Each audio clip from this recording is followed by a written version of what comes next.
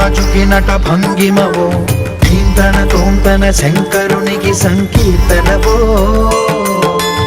ఈశ్వరుడే అనునిత్యం తనలో తలచుకునే ఓంకారమువో, శివ హృదయం కరిగించే ఆ పంచాక్షరివో.